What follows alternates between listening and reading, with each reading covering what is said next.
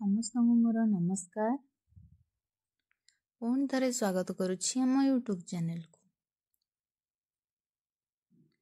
ଆଜିର ରେସିପିଟି ହେଉଛି ମସଲା ଦୋସା।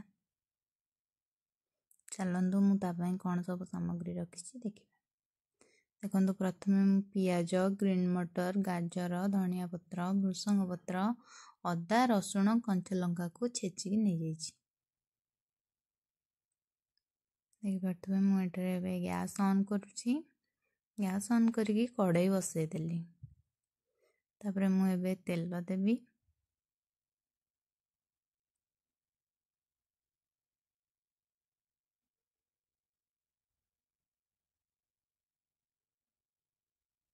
ଦେଖିପାରୁଥିବେ ମୁଁ ଏଠାରେ ଏବେ ତେଲ ଦେଇ ସାରିଲିଣି। ତେଲ ଗରମ ହେଇଗଲା। ମୁଁ ଏବେ ପଞ୍ଚ ଫୁଟଣ, ଭୃସଙ୍ଗ ପତ୍ର ଆଉ ପିଆଜକୁ ପକାଇଦେଲି।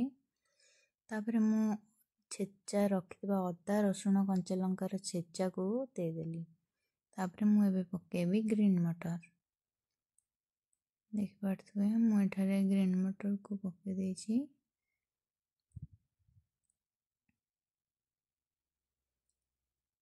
ତାପରେ ଏବେ ମୁଁ ପକାଇବି ହଳଦୀ ଗୁଣ୍ଡ, ତାପରେ ଲଙ୍କା ଗୁଣ୍ଡ ପକାଇବି। ଦେଖିପାରୁଥିବେ ମୁଁ ଏଠାରେ ପକାଇ ଦେଇଛି ହଳଦୀ ଗୁଣ୍ଡ ଓ ଲଙ୍କା ଗୁଣ୍ଡକୁ। ତାପରେ ଟିକେ ଭଲ ଭାବରେ ମୁଁ ତାକୁ ଗୋଳେଇ ଦେଲି। ତାପରେ ଏବେ ଆମେ ପକାଇବା ଗାଜର। ମୁଁ ଗାଜରକୁ ଅଧା ପକାଇଛି ଆଉ ଅଧା ରଖିଛି ଗାର୍ନିସିଂ କରିବା ପାଇଁ।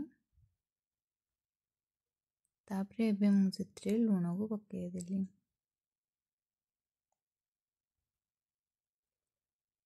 ତାପରେ ଦେଖିପାରୁଥିବେ ମୁଁ ସିଝା ଆଳୁକୁ ଚକଟିକି ନେଇଯାଇଥିଲି, ତାକୁ ମଧ୍ୟ ପକାଇଦେଲି। ପକାଇକି ଭଲ ଭାବରେ ଗୋଳେଇ ଦେବି। ଦେଖିପାରୁଥିବେ ମୁଁ ଏଠାରେ ଭଲ ଭାବରେ ଗୋଳେଇ ଦେଇ ସାରିଛି। ତାପରେ ମୁଁ ସେଥିରେ କିଛି ଧନିଆ ପତ୍ର ପକାଇଦେବି। ଦେଖିପାରୁଥିବେ ମୁଁ ଏଠାରେ ଭଲ ଭାବରେ ଧନିଆ ପତ୍ରକୁ ପକାଇକି ମଧ୍ୟ ଗୋଳେଇ ଦେଲି। ଏବେ ରେଡ଼ି ହେଇଗଲା ଆମର ଦୋସା ପାଇଁ ମସଲା। ତାପରେ ଆମେ ଦୋସା ବନେଇବା। ଦେଖିପାରୁଥିବେ ମୁଁ ଏଠାରେ ତାୱାକୁ ଗରମ କରି ନେଇଯାଇଛି। ତାପରେ ସେଥିରେ ତେଲ ଆଉ ପାଣିକୁ ମିଶାଇକି ଦେଇଦେଲି। ଦେଇକି ମୁଁ ବିରି ଚାଉଳର ବଟା ରଖିଥିଲି, ତାକୁ ମଧ୍ୟ ଦେଇଦେଲି। ତାପରେ ଦେଖିପାରୁଥିବେ ଆମେ ଏଇଭଳି ଭାବରେ ଦୋସାକୁ ବନେଇବା।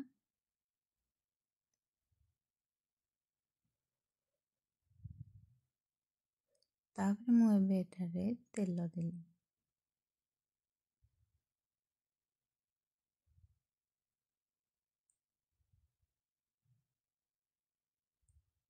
ଦେଖିପାରୁଥିବେ ଆମର ଏବେ ହେଇଗଲାଣି। ତାପରେ ମୁଁ ରଖିଥିବା ଆଳୁ ମସଲାକୁ ମଧ୍ୟ ଦେଇଦେଲି।